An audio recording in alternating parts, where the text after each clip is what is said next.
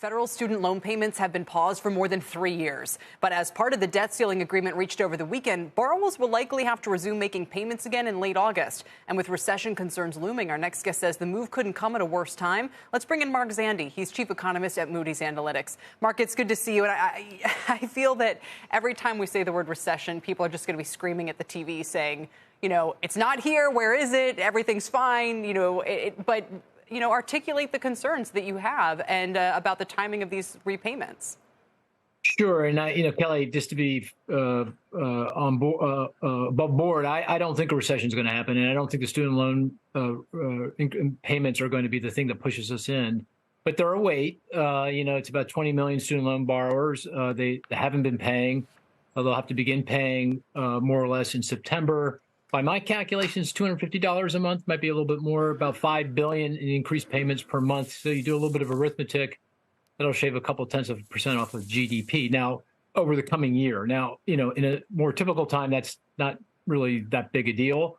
The economy can digest that gracefully. But in the current environment, with the economy as weak as it is, recession risks as high as they are, a couple tenths of a percent, can matter. But I don't think that this is what's going to push us in. But it's certainly a weight at a pretty significantly inopportune time.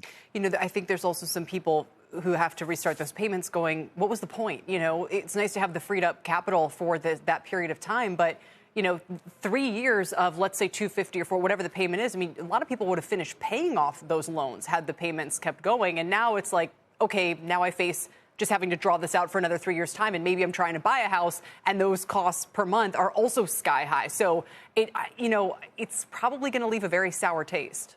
Well, yeah, I mean, no one wants to start, they weren't paying, now they're going to pay. But at the end of the day, that was their decision, right? They could have still kept on paying.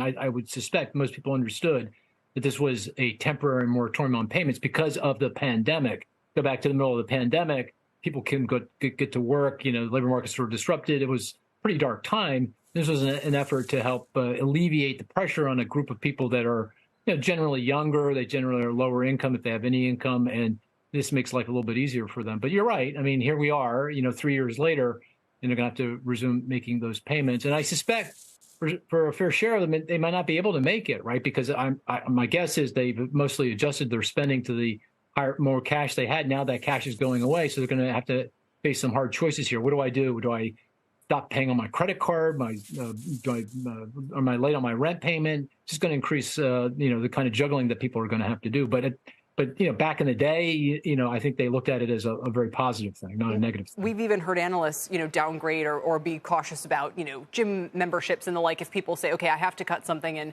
And what is that something going to be? So it could have more of a micro impact or be felt more in some places than others.